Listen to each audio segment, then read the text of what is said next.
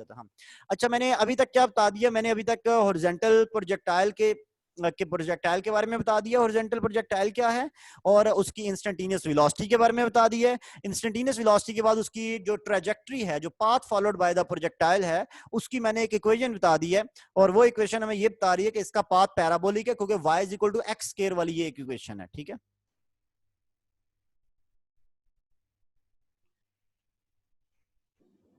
अच्छा इसके बाद हॉरिजॉन्टल प्रोजेक्टाइल की हम इंस्टेंटेनियस वेलोसिटी को डिस्कस करेंगे, इंस्टेंटेनियस वेलोसिटी की डायरेक्शन को। आपको याद है कि इंस्टेंटेनियस वेलोसिटी की मैग्नीट्यूड के दो फार्मूले मैंने आपको बता दिए हैं ना, एक टाइम की मदद से फाइंड करने वाली इंस्टेंटेनियस वेलोसिटी, और एक अगर हाइट की मदद से इंस्टेंटेनियस वेलोसिटी जो फाइंड हो सकती है उसके फार्मूले बता दिए। अब डायरेक्शन के बारे में बताएंगे कि इंस्टेंटेनियस वेलोसिटी की जो हॉरिजॉन्टल के साथ डायरेक्शन है, हॉरिजॉन्टल के साथ जो इंस्टेंटेनियस वेलोसिटी जो एंगल थीटा बना रही है, उस एंगल थीटा का फार्मूला बताऊंगा। तो इस वाली अगर आप पिक्चर के इस पार्ट पे गौर करें तो ये एक्स एक्स का थीटा एंगल है और वाई एक्सिस इस तरह वर्टिकल है। तो थीटा अगर हमें फाइंड करना है तो टेन इनवर्स वी वाई और वी एक्स होगा। और आपको पता है कि वी वाई का फार्मूला अभी अभी हम पढ़ चुके हैं, ये सेकंड इक्वेशन से भी आप फाइंड कर सकते हैं। वी वाई ये स्क्वायर रूट 2g वाई आ जाएगा, जैसे होता है ना आमतौर पे स्क्वायर रूट 2gh, लेकिन यहां पर चूंकि y है वर्टिकल डिस्टेंस, तो ये सिंपल आप सेकंड इक्वेशन को सॉल्व करेंगे तो वी वाई जो है वो स्क्वायर रूट 2gh होगा, और बटे में इनिशियल वेलोसिटी जो कि u थी वो आ जाएगी। तो अगर आपको इस तरह वर्टिकल हाइट पता है तो आप टेन इनवर्स के फार्मूले से tan inverse square root 2g over u के फार्मूले से आप थीटा फाइंड कर सकते हैं। और अगर आपको टाइम का पता है तो फिर आपको पता है कि वी वाई जी टी के इक्वल हो जाएगा, तो फिर ये टाइम का यूज करते हुए भी आप थीटा फाइंड कर सकते हैं। ठीक है, तो मुझे उम्मीद है कि आपको ये बात समझ आ गई होगी कि हॉरिजॉन्टल प्रोजेक्टाइल के केस में अगर आपको इंस्टेंटेनियस वेलोसिटी की मैग्नीट्यूड निकालनी है उसके दो फार्मूले हैं, डायरेक्शन निकालनी है उसके दो फार्मूले हैं, और एक फार्मूला मैंने इसकी ट्रैजेक्टरी या पाथ ऑफ प्रोजेक्टाइल का पढ़ा दिया। अच्छा इसके बाद बात है टाइम ऑफ फ्लाइट की। तो टाइम ऑफ फ्लाइट आपको पता है कि वो टाइम है जो प्रोजेक्टाइल पूरे सफर में यूज करता है, या वो टाइम जिस टाइम में प्रोजेक्टाइल अपना पूरा ट्रेवल या पूरा सफर को कंप्लीट करता है उसको टाइम ऑफ प्रोजेक्टाइल कहते हैं। तो हॉरिजॉन्टल प्रोजेक्टाइल के केस में चूंकि वाई डायरेक्शन की इनिशियल वेलोसिटी तो जीरो होती है, इसलिए इसका जो अगर हम सेकंड इक्वेशन यूज करें तो इसका जो फार्मूला होगा, इक्वेशन ये होगी h, यानी कि जो डिस्टेंस है वो h है वर्टिकल डायरेक्शन का, वर्टिकल डायरेक्शन की इनिशियल वेलोसिटी जीरो है, ये 1/2 GT स्क्वायर के इक्वल होगा, और यहां से time of projectile square root 2h over g आ जाएगा। ठीक है, अच्छा इसके बाद हॉरिजॉन्टल रेंज, अगर आपको हॉरिजॉन्टल रेंज निकालनी है तो टाइम ऑफ फ्लाइट हम निकाल चुके हैं square root 2h over g, और आपको पता है कि रेंज जो होती है, क्योंकि रेंज हॉरिजॉन्टल डिस्टेंस होता है तो हॉरिजॉन्टल डायरेक्शन में वेलोसिटी की मैग्नीट्यूड में चेंज नहीं आ रहा, वेलोसिटी जो है वो कांस्टेंट है हॉरिजॉन्टल डायरेक्शन में। जब वेलोसिटी कांस्टेंट हो तो फिर आपको पता है कि डिस्टेंस निकालने के लिए s equal to vt use करते हैं। तो इस केस में चूंकि हॉरिजॉन्टल वेलोसिटी कांस्टेंट है तो इसलिए हम यहां पर रेंज निकालने के लिए सिंपल vt वाला फार्मूला यूज करेंगे, r is equal to vt। तो देखें आपको पता है कि हॉरिजॉन्टल डायरेक्शन में जो शुरू में वेलोसिटी थी वो u है, और टाइम जो लगा है वो square root 2h over g है। तो इस तरह हम हॉरिजॉन्टल रेंज भी निकाल सकते हैं फॉर अ हॉरिजॉन्टल प्रोजेक्टाइल। तो अभी मैं यहां पर एक बात को समराइज करना चाहता हूं। मैं आपको यह बता दूं कि हमने यहां पर हॉरिजॉन्टल प्रोजेक्टाइल के लिए क्या क्या पढ़ लिया है। हमने हॉरिजॉन्टल प्रोजेक्टाइल के लिए एक तो ये पढ़ा है कि हॉरिजॉन्टल प्रोजेक्टाइल है क्या, कि हमने किसी हाइट पे खड़े हो गए किसी प्रोजेक्टाइल को हॉरिजॉन्टली थ्रो कर देना है तो वो हॉरिजॉन्टल प्रोजेक्टाइल होगा, और वो फिर उसका इनर्शिया उसे हॉरिजॉन्टल डायरेक्शन में लेके जाना चाहता है, और उसकी जो ग्रेविटी है, ग्रेविटी की फोर्स उसके ऊपर है, उसे डाउनवर्ड डायरेक्शन में खींच रही है, इसलिए वो टू डायमेंशनल मोशन फॉलो करता हुआ पैराबोलिक पाथ के ऊपर वो डाउनवर्ड आएगा। ठीक है, अच्छा इसके बाद हमने इसकी इंस्टेंटेनियस वेलोसिटी के दो फार्मूले बनाए हैं, एक टाइम की मदद से जो फाइंड करने वाला और एक हाइट की मदद से फाइंड करने वाला फार्मूला। फिर हमने इसकी ट्रैजेक्टरी का फार्मूला बनाया, फिर हमने इसकी इंस्टेंटेनियस वेलोसिटी की डायरेक्शन फाइंड करने के दो फार्मूले बताए, एक टाइम की मदद से और एक हाइट की मदद से। फिर टाइम ऑफ फ्लाइट का एक फार्मूला मैंने बताया, और फिर मैंने आपको एक हॉरिजॉन्टल रेंज का फार्मूला बताया। तो मुझे उम्मीद है कि यहां तक कोई मुश्किल बात नहीं होगी। अगर किसी को यहां तक कोई क्वेश्चन पूछना तो वो मुझसे पूछ ले, क्योंकि इसके बाद फिर मैंने नेक्स्ट एक और प्रोजेक्टाइल स्टार्ट करना है।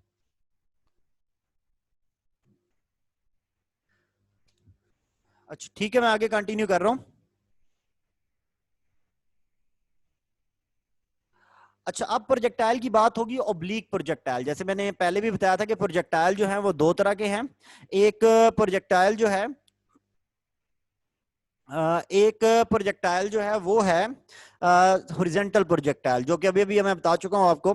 अब जो प्रोजेक्टाइल है वो ऑब्लिक है। हॉरिजॉन्टल के लिए आपको याद होगा कि हम छत पे खड़े होके बॉल को हॉरिजॉन्टली थ्रो करते हैं ना, लेकिन ऑब्लिक प्रोजेक्टाइल वो है जिसको ग्राउंड के साथ किसी एंगल पे थ्रो किया जाए। ऐसा प्रोजेक्टाइल है जिसको ग्राउंड के साथ किसी एंगल पे थ्रो किया जाए, तो वो जो प्रोजेक्टाइल होगा वो हमारे पास ऑब्लिक प्रोजेक्टाइल होगा।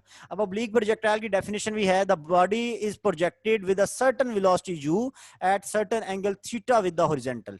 तो अगर एक खास इनिशियल वेलोसिटी से हॉरिजॉन्टल के साथ किसी एंगल पे फेंका जाए तो इस तरह का प्रोजेक्टाइल जो जमीन से ऐसे ऊपर जाता है फिर ऊपर से होके नीचे आता है, इस तरह का जो प्रोजेक्टाइल है इसको मैं कहता हूं ऑब्लिक प्रोजेक्टाइल, हमने इसका नाम रखा हुआ है। ठीक है, तो इसमें इनिशियल वेलोसिटी के दोनों कंपोनेंट हैं।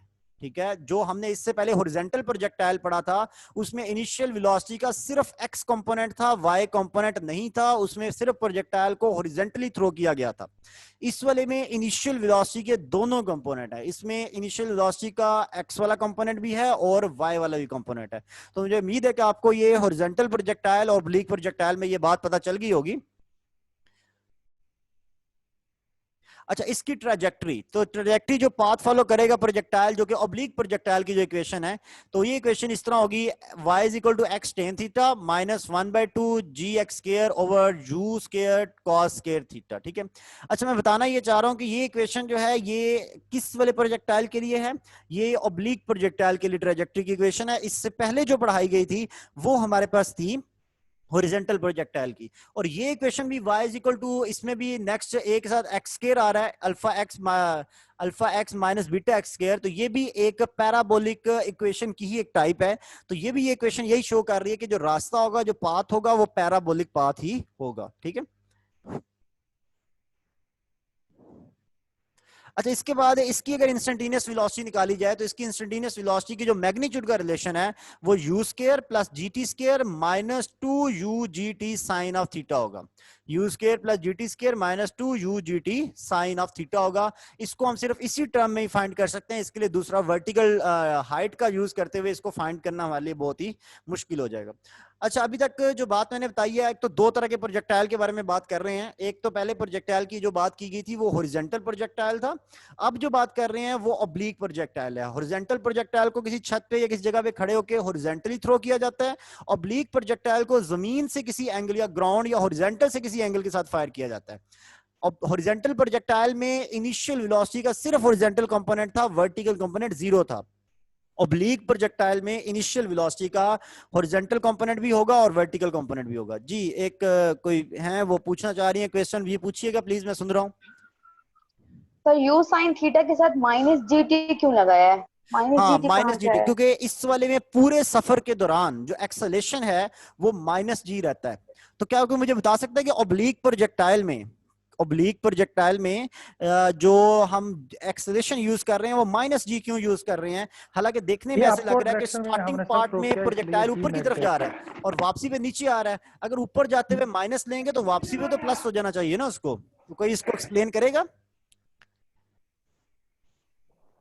सर ये डिस्टेंस के हवाले से हम हाइट हाइट के हवाले से तो देख सकते हैं, हाइट को जीरो कर सकते हैं, मैक्सिमम हाइट यानी कि टाइम ऑफ फ्लाइट को काउंट करने के लिए जी नेगेटिव रहेगा क्योंकि अपवर्ड हम काउंट कर रहे हैं। नहीं नहीं, अगर देखिए ना, शुरू में अपवर्ड है, शुरू में सर अपवर्ड है, फिर क्योंकि हम मैक्सिमम। उसको अपवर्ड थ्रो करें और ड्यू टू ये ग्रेविटी वो है डाउनवर्ड डायरेक्शन, हम तो अपर उसको फेस है। अपवर्ड डायरेक्शन में करना चाहते हैं, लेकिन वो फिर ग्रेविटी की वजह से नीचे की तरफ आती है, इसलिए माइनस का साइन आएगा यहाँ पे।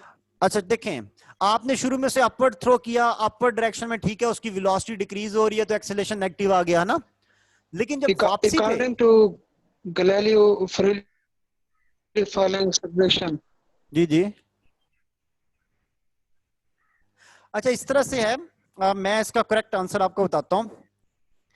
अब आपने हमेशा से 9th क्लास में या बचपन में या एफएससी में हम ये बात पढ़ाते हैं कि जब कोई चीज ऊपर की तरफ जाएगी तो उसके लिए माइनस जी यूज करेंगे, नीचे आएगी तो प्लस जी यूज करेंगे। अब ऑब्लिक प्रोजेक्टाइल में अगर आप गौर से देखें तो ऊपर पहले प्रोजेक्टाइल ऊपर जा रहा है, फिर ऊपर जाने के बाद वो नीचे आ रहा है। तो होना ये चाहिए था कि ऊपर वाले हिस्से को, ऊपर जाने वाले हिस्से को अलग हल करें, फिर ऊपर से नीचे आने वाले को अलग हल करें, और एक के लिए प्लस यूज करें, एक के लिए माइनस यूज करें। लेकिन ऐसा नहीं किया हमने, पूरे के लिए एक ही काम किया और उसके लिए एक्सेलरेशन माइनस जी यूज कर दिया। तो मुझे लगता है कि अब आपको एक क्वेश्चन क्लियर होगा कि वापसी पे माइनस जी क्यों यूज किया गया है, ये क्वेश्चन जो है, हालांकि वापसी पे नीचे आते हुए तो प्लस होता है, तो इसका मुझे कोई जवाब दे दे ताकि मुझे क्लियर हो, फिर वरना नहीं तो फिर मैं खुद रिप्लाई करूंगा। जी बिलाल साहब। सर इसकी वेलोसिटी जब डाउनवर्ड डिक्रीज हो रही है ना सर? नहीं, डाउनवर्ड में तो वेलोसिटी इंक्रीज हो रही है, जब ऊपर जाएगा तो ऊपर जाते हुए तो कम होती है, लेकिन जब ऊपर से जाकर नीचे आना शुरू होता है फिर तो बढ़ना शुरू हो जाती है। अच्छा चलिए मैं इसका जवाब आपको देता हूं। असल में रीजन ये है, एक बात याद रखिएगा, डायरेक्शन चेंज हो रही है। हाँ डायरेक्शन चेंज, हाँ ये जवाब ठीक है, आपका जवाब काफी हद तक ठीक है। असल में रीजन ये है, जब प्रोजेक्टाइल ऊपर की तरफ जा रहा था, मेरी बात गौर से सुनिएगा, जब प्रोजेक्टाइल ऊपर की तरफ जा रहा था तो तब ये हुआ कि उसकी वेलोसिटी की मैग्नीट्यूड कम हो रही थी, जिसकी वजह से एक्सेलरेशन नेगेटिव था। जब प्रोजेक्टाइल ऊपर की तरफ जा रहा था तो उसकी वेलोसिटी की मैग्नीट्यूड कम हुई, जिसकी वजह से एक्सेलरेशन नेगेटिव था। लेकिन जब वो वापस आ रहा है तो तब उसके एक्सेलरेशन की डायरेक्शन जो है वो इनिशियल वेलोसिटी के अपोजिट हो गई है। तो ये इक्वेशन ऑफ मोशन में ये रूल है कि जब कोई चीज एक इनिशियल वेलोसिटी की डायरेक्शन में हो तो उसके लिए पॉजिटिव, जब इनिशियल वेलोसिटी के अपोजिट डायरेक्शन में हो तो उसके लिए नेगेटिव। तो यहां पर ऊपर जाते हुए तो मैग्नीट्यूड की वजह से नेगेटिव है, क्योंकि ऊपर जाते हुए वेलोसिटी कम हो रही है, और वापस आते हुए डायरेक्शन की वजह से नेगेटिव है, क्योंकि वापसी पे उसकी डायरेक्शन इनिशियल वेलोसिटी की डायरेक्शन के अपोजिट है। अगर आप फर्स्ट ईयर फिजिक्स का जो इक्वेशन ऑफ मोशन का टॉपिक है ना, चैप्टर नंबर 3 में, फर्स्ट ईयर की फिजिक्स में एक टॉपिक है चैप्टर नंबर 3 में, review to equation of motion, उसमें एक डब्बा बना होगा पेज के दरमियान में, उसके ऊपर कुछ इक्वेशन ऑफ मोशंस लिखी होंगी। उस डब्बे के नीचे अगर आप नीचे वाला पैराग्राफ को गौर से पढ़िएगा तो वहां पर आप देखिएगा, वहां पर ये बात लिखी हुई होगी कि अगर कोई चीज इनिशियल वेलोसिटी की डायरेक्शन में है, अगर कोई चीज इनिशियल वेलोसिटी की डायरेक्शन में है तो उसके लिए हम यूज करते हैं प्लस का साइन, और अगर कोई इनिशियल वेलोसिटी के अपोजिट होगा तो उसके लिए माइनस का साइन यूज करेंगे। ठीक है, तो वहां पर इस यहां पर भी ऊपर जाते हुए तो मैग्नीट्यूड में कमी आने की वजह से हमने उसका मैग्नीट्यूड वेलोसिटी के डिक्रीज की वजह से मैग्नीट्यूड नेगेटिव हो गई ऊपर जाते हुए, वापसी पे उसकी डायरेक्शन इनिशियल वेलोसिटी के अपोजिट होगी तो इसकी वजह से वो नेगेटिव हो गया। ठीक है, इसलिए दोनों केसेस में नेगेटिव रहेगा, इसलिए हम यहाँ पर एक्सेलरेशन की वैल्यू माइनस जी यूज करेंगे, और इसलिए यहां पर आपको इक्वेशन में हमेशा माइनस जी ही नजर आएगा। जो ऑब्लिक प्रोजेक्टाइल हमारी एफएससी की भी टेक्स्ट बुक में है या बीएससी की टेक्स्ट बुक में है, तो उसमें आप देख सकते हैं कि वहां पर a is equal to minus g ही यूज किया जा रहा है। तो मुझे उम्मीद है कि आपको ये बात समझ आई होगी। एक तो ऑब्लिक प्रोजेक्टाइल का पता चल गया है कि ऑब्लिक और हॉरिजॉन्टल प्रोजेक्टाइल में फर्क क्या है। दूसरा, आपने ऑब्लिक प्रोजेक्टाइल के लिए ट्रैजेक्टरी की इक्वेशन जो कि एक पैराबोलिक पाथ को शो करती है, और इंस्टेंटेनियस वेलोसिटी की मैग्नीट्यूड की इक्वेशन, ये दो चीजें आपने देख ली हैं। अच्छा, इसके बाद है time of flight. Time of flight आपको पता है कि टोटल टाइम होता है पूरे सफर का, तो अपवर्ड जाने वाला टाइम और डाउनवर्ड जाने वाला टाइम, अगर ये दोनों टाइम ऐड कर लें, या सिंपल जैसे एफएससी की बुक में टोटल टाइम एक ही बार में कैलकुलेट किया तो वो कैलकुलेट कर लें, तो आंसर आएगा 2u sine of theta over g. ठीक है, और अगर आपको सिर्फ ऊपर जाने का या सिर्फ नीचे आने का टाइम कैलकुलेट करना है तो फिर इसमें 2 खत्म कर देंगे, वो u साइन थीटा ओवर जी होगा। तो टाइम ऑफ फ्लाइट का फार्मूला आपको पता चल गया। इसके बाद है height reached by the projectile.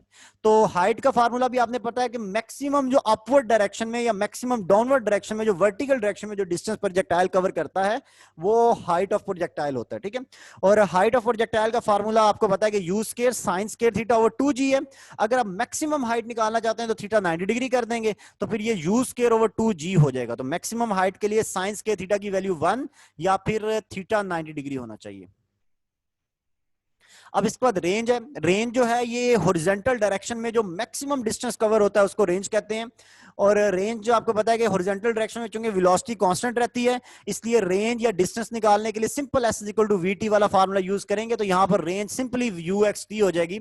तो जो उसका एक्स कंपोनेंट है वेलोसिटी का, क्योंकि रेंज हॉरिजॉन्टल डिस्टेंस है तो वेलोसिटी का भी एक्स कंपोनेंट ही यूज करेंगे फाइंड करते हुए, तो वो यू कॉस इट है और टी साथ टाइम ऑफ फ्लाइट है। इन दोनों को आप मल्टीप्लाई करें तो रिलेशन ये आ जाएगा u square sine 2 theta over g. तो मुझे उम्मीद है कि आपको ये बात समझ आ गई होगी। ये सिंपल एफएससी की चीज है। अच्छा, रेंज मैक्सिमम करने के लिए किसी भी चीज की मैक्सिमम वैल्यू फाइंड करनी हो तो आपको पता है कि ये हमारे मैथमेटिक्स में रूल है कि हम उसके ऊपर फर्स्ट डेरिवेटिव अप्लाई करते हैं और फर्स्ट डेरिवेटिव को 0 के इक्वल कर देते हैं ना। तो फर्स्ट डेरिवेटिव को 0 के इक्वल करके जो वेरिएबल की वैल्यू मिलती है वो हमें उसकी मैक्सिमम उस वेरिएबल के लिए उस वाले फंक्शन या उस वाली इक्वेशन की जो वैल्यू है वो मैक्सिमम होती है। ठीक है, तो यहां पर भी वही तरीका किया गया। मैक्सिमम रेंज निकालने के लिए हमने रेंज का थीटा के रिस्पेक्ट से डेरिवेटिव ले लिया है और उस डेरिवेटिव को 0 के इक्वल किया तो पता चला चला कि रेंज मैक्सिमम तब होगी जब एंगल 45 डिग्री होगा। तो 45 डिग्री पे मैक्सिमम रेंज होगी जो कि यू स्क्वायर ओवर जी के इक्वल होगी। अच्छा, अब यहां तक क्या बात हो चुकी है, यहाँ पर एक तो मैंने ऑब्लिक प्रोजेक्टाइल के बारे में बता दिया, उसकी ट्रैजेक्टरी के बारे में बता दिया, उसकी इंस्टेंटेनियस वेलोसिटी की मैग्नीट्यूड के बारे में बता दिया, फिर टाइम ऑफ फ्लाइट का रिलेशन, हाइट ऑफ प्रोजेक्टाइल का रिलेशन, हॉरिजॉन्टल रेंज और फिर मैक्सिमम रेंज। और ये बता दिया कि हाइट जो है वो 90 डिग्री पे मैक्सिमम है, रेंज जो है वो 45 डिग्री पे मैक्सिमम है। इस तरह जो टाइम ऑफ फ्लाइट है वो भी 90 डिग्री पे मैक्सिमम होगा। तो जिस एंगल के ऊपर टाइम ऑफ फ्लाइट और रेंज मैक्सिमम होंगे उस एंगल के ऊपर, सॉरी, जिस एंगल के ऊपर टाइम ऑफ फ्लाइट और हाइट मैक्सिमम होंगे उस एंगल के ऊपर रेंज मैक्सिमम नहीं होगी, और जिस एंगल पे रेंज मैक्सिमम होगी उस एंगल के लिए टाइम ऑफ फ्लाइट और हाइट आपस में मैक्सिमम नहीं होंगे। ठीक है, तो अगर यहां तक कोई क्वेश्चन हो तो मुझसे पूछें, फिर मैं इसको आगे मजीद कंटिन्यू करूंगा।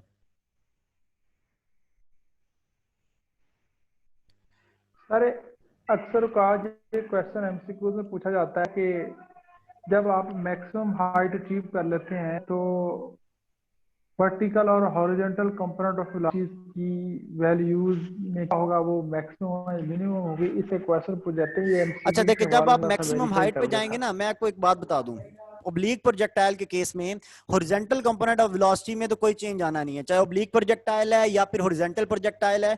तो हॉरिजॉन्टल कंपोनेंट ऑफ वेलोसिटी मतलब वेलोसिटी के एक्स कंपोनेंट में तो कोई चेंज नहीं आना, चेंज किस में आना है, सिर्फ सिर्फ वाई कंपोनेंट में।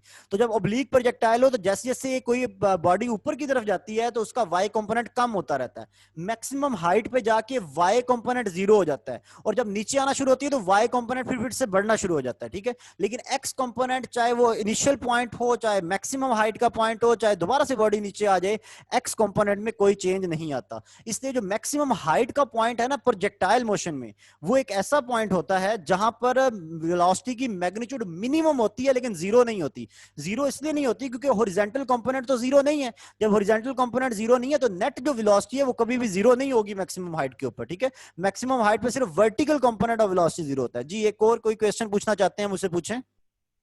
यस सर, एक क्वेश्चन आया हुआ था बीपीएससी में कि रेंज ऑफ प्रोजेक्टाइल किन एंगल्स पे सेम होती है। हाँ, वो अभी अभी हम एक उसको पूरा डिस्कस करने वाले हैं बड़े अच्छे तरीके से अगले पेज पे, वो मैं आपको बता देता हूँ अभी। 30 और 60 डिग्री पे होती है। अच्छा, ये अब मैं बताता हूँ जो भी क्वेश्चन था। अच्छा, एक ऐसे दो एंगल, मेरी बात गौर से सुनिएगा, ऐसे दो एंगल जिन दोनों एंगल्स के लिए रेंजेस इक्वल हों, ऐसे दो एंगल जिन एंगल्स के लिए रेंजेस इक्वल हों, उनके लिए वर्ड हम यूज करते हैं कॉम्प्लीमेंटरी एंगल्स। ठीक है, कॉम्प्लीमेंटरी एंगल्स कहते हैं उनको। और वो एंगल कैसे होंगे, जैसे एक एंगल 45 माइनस अल्फा है तो दूसरा 45 प्लस अल्फा होगा, यानी कि 45 डिग्री में जितना एंगल ऐड कर दो अगर उतना ही एंगल माइनस करो तो उससे जो दो एंगल्स बनेंगे, यानी कि जैसे 45 में 10 ऐड कर दिया, 10 ही माइनस कर दिया, तो उससे जो दो नए एंगल्स बनेंगे, 45 में 10 ऐड करने से 55 बनेगा, माइनस करने से 35 बनेगा। तो 10 एक जैसी क्वांटिटी 45 में ऐड या एक जैसी क्वांटिटी 45 में माइनस करने से जो दो नए एंगल बनेंगे उन एंगल्स के लिए रेंज मैक्सिमम होगी, सॉरी रेंजेस इक्वल होंगी। और जिन एंगल्स के लिए रेंजेस इक्वल होंगी उनको कॉम्प्लीमेंटरी एंगल्स कहा जाता है। ठीक है, अच्छा, एक तो ये तरीका है कि 45 में इक्वल एंगल ऐड करना और इक्वल माइनस करना। दूसरा तरीका इसका ये है कि अगर एक एंगल 90 है तो दूसरा एक एंगल थीटा है तो दूसरा 90 माइनस थीटा हो, यानी कि अगर ऐसे कोई से भी दो एंगल जिन एंगल्स का सम 90 डिग्री हो, ऐसे कोई से भी दो एंगल्स जिन एंगल्स का सम यानी कि दोनों एंगल्स को जमा करें तो जवाब 90 डिग्री आ जाए, उन दोनों एंगल्स के लिए भी रेंजेस इक्वल होती हैं।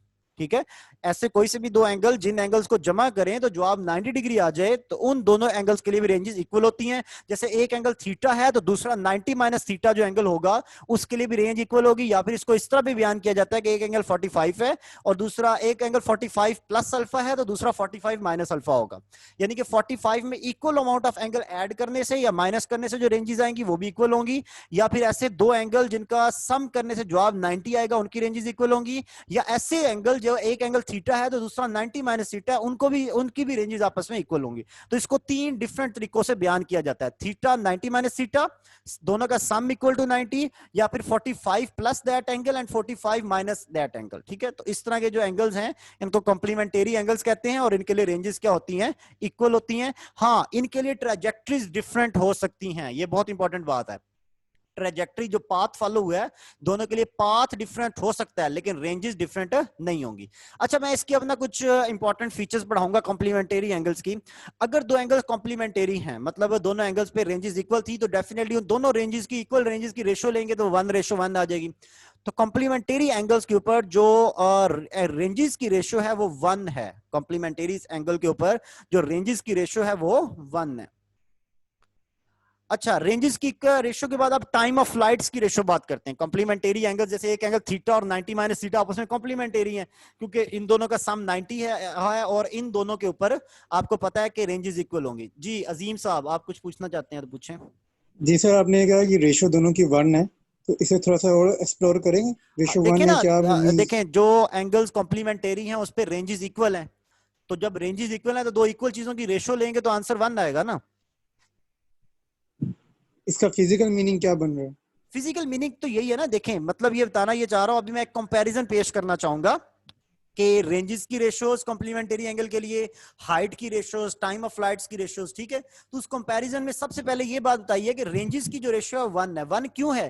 कि दो डिफरेंट कॉम्प्लीमेंटरी एंगल हैं, ठीक है, तो कॉम्प्लीमेंटरी एंगल्स के लिए रेंजेस इक्वल है, तो इक्वल चीजों की रेशियो 1 है। तो फिजिकल मीनिंग मतलब यही है कि अगर दोनों एक एंगल 90 है, दो एंगल ऐसे हैं जिनका सम 90 है, दो ऐसे एंगल जिनको जमा करने से जवाब 90 आता है, उन दोनों एंगल्स के लिए आप रेंज निकाल लें तो आपस में इक्वल होंगी। तो रेशियो इक्वल होने का मतलब है कि वैल्यू, रेशियो 1 होने का मतलब यह है कि वैल्यूज आपस में इक्वल हैं जिनको डिवाइड किया गया या जिनकी रेशियो ली गई है, और इसमें एज सच कोई बहुत टिपिकल कंसेप्ट नहीं है।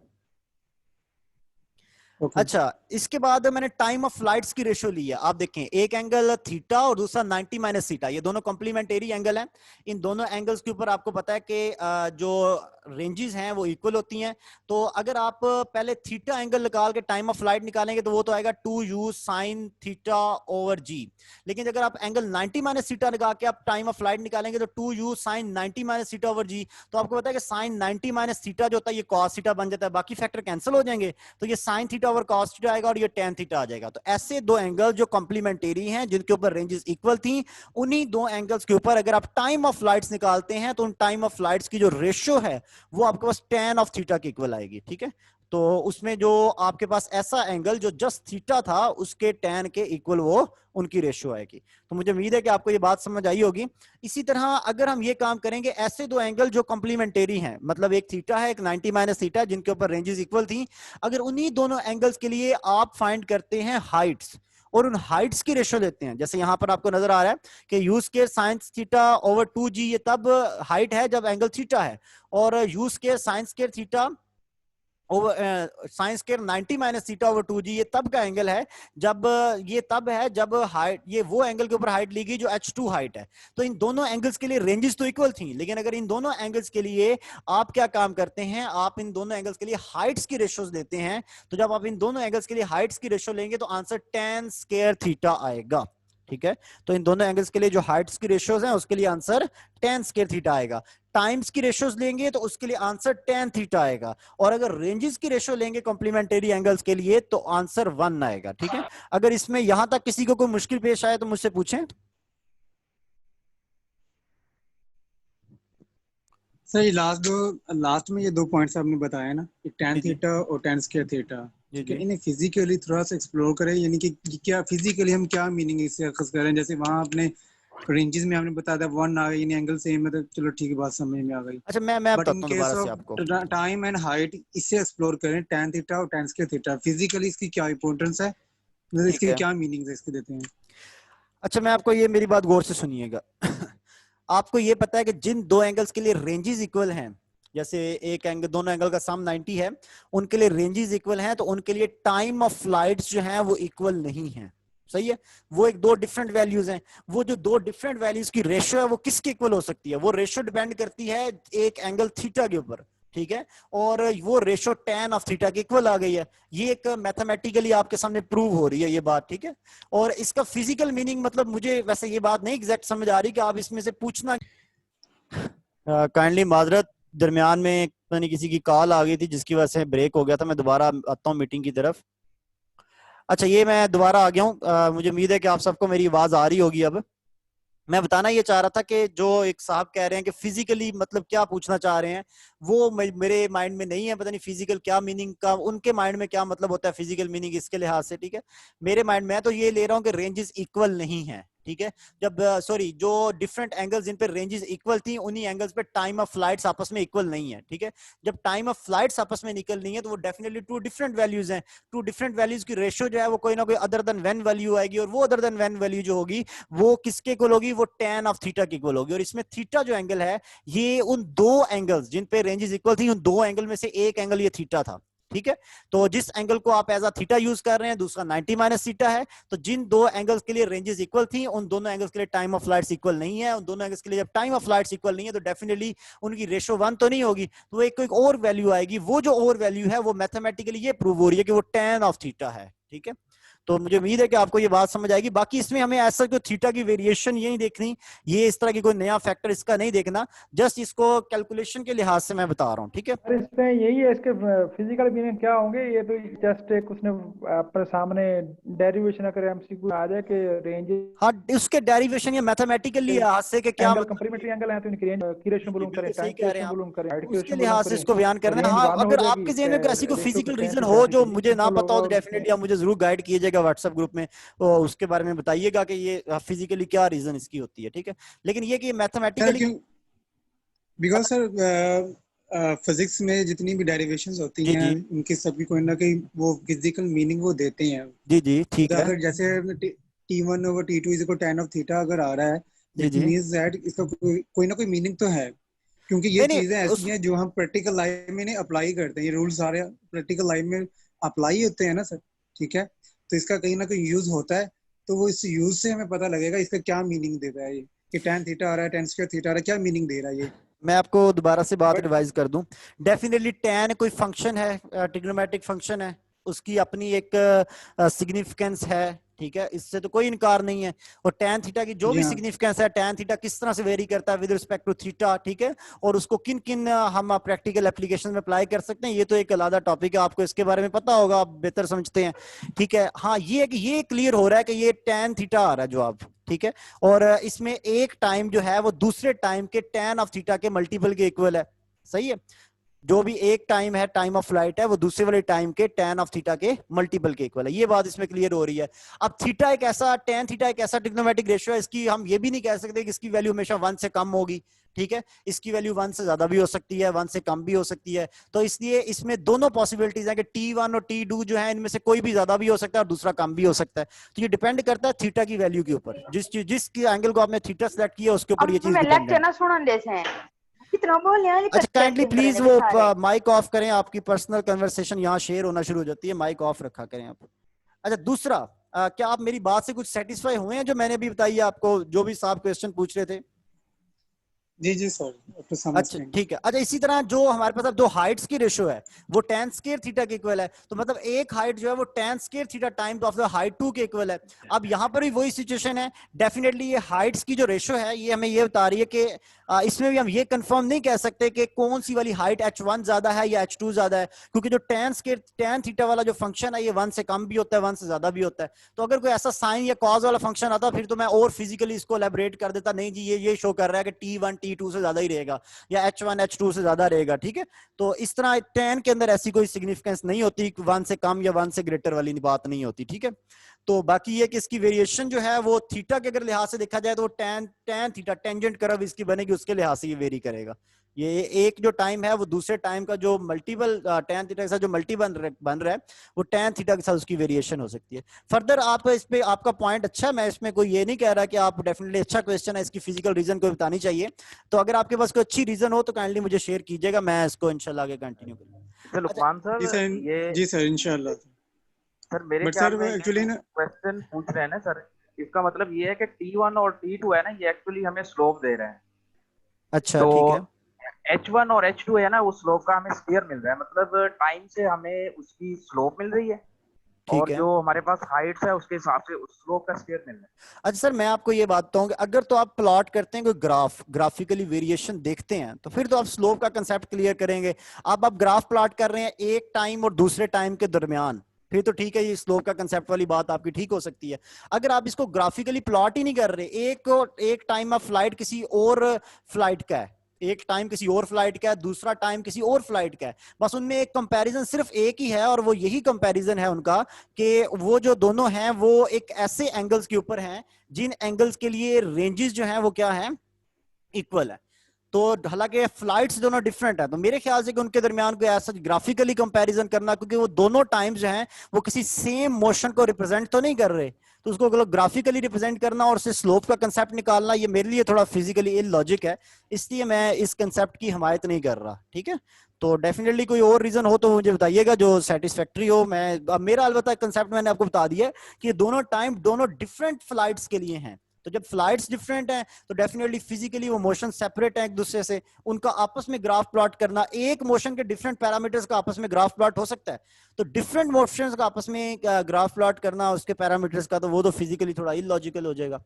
चलें खैर, इसको देख लीजिएगा बाद में भी। अलबत्ता मैंने रिलेशंस बता दी हैं, अगर ऐसे दो एंगल जिनके लिए रेंजेस इक्वल हैं तो रेंजेस की रेशो 1 है, टाइम ऑफ फ्लाइट्स की रेशो tan ऑफ थीटा और हाइट्स की रेशो tan स्क्वायर थीटा है।